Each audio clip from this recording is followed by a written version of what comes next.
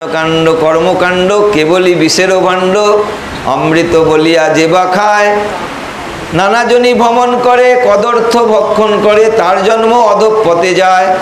শ্রী চৈতন্য মহাপ্রভু বলছেন, আমাদের কথা না, এটা চৈতন্য চরিতামৃতেই আছে।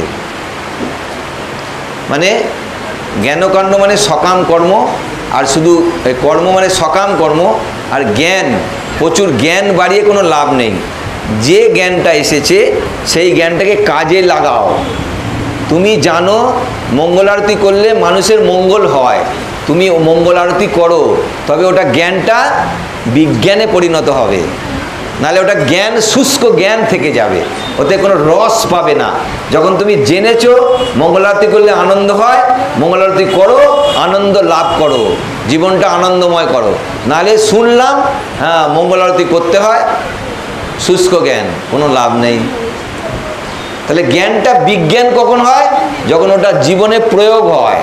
অনেকে শুনছে কোনো কাজে লাগায় না, ওতে লাভ নেই, ওটা জ্ঞান থেকে যায়, শুষ্ক জ্ঞান। শুষ্ক জল্পনা কল্পনা দিয়ে কিছু হয় না, শুধু মনে মনে ভাবছে। যেমন জ্যামিতিতে বলে না, ধরে নিই এবি একটি সরল রেখা, তার সঙ্গে অমুক করলে অমুক হয়, তমুক করলে তমুক হয়।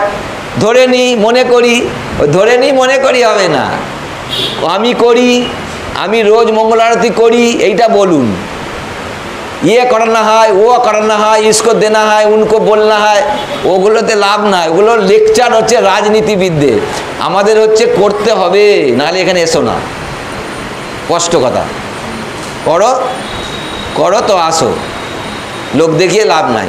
প্রভুপাদ তার শিষ্যদের বলতেন, আন্তরিক হও, অভিনয় করো না, আন্তরিক হও, আমাকে মানো, শোনো, অভিনয় করতে এসো না, লোক দেখাতে এসো না, তবে তোমার লাভ হবে।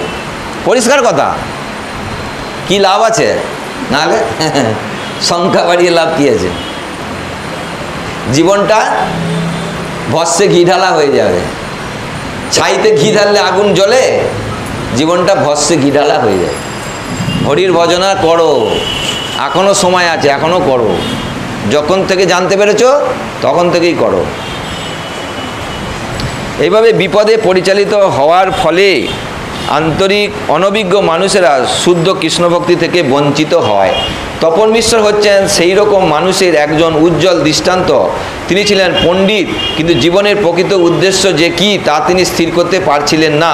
তাই শ্রীচৈতন্য মহাপ্রভু যখন বারাণসীতে সনাতন গোস্বামীকে উপদেশ দিচ্ছিলেন, তা শোনবার সুযোগ তিনি পেয়েছিলেন। তপন মিশ্রের প্রতি শ্রীচৈতন্য মহাপ্রভুর উপদেশ বিশেষ তাৎপর্যপূর্ণ। বিশেষ করে যে সমস্ত মানুষ এখানে সেখানে ঘুরে নানা রকম বই সংগ্রহ করে অথচ সেগুলি পড়ে না এবং সেইভাবে জীবনের উদ্দেশ্য নিরূপণে বিভ্রান্ত হয়, তাদের জন্য। স্বপ্নে এক বিপ্র কহে শুনহ তপন, নিমাই পণ্ডিত পাশে করহ গমন। তখন তপন মিশ্র যখন এইভাবে বিভ্রান্ত হয়ে পড়েছিলেন, তখন স্বপ্নে এক ব্রাহ্মণ তাকে বললেন, তপন তুমি নিমাই পণ্ডিতের কাছে যাও।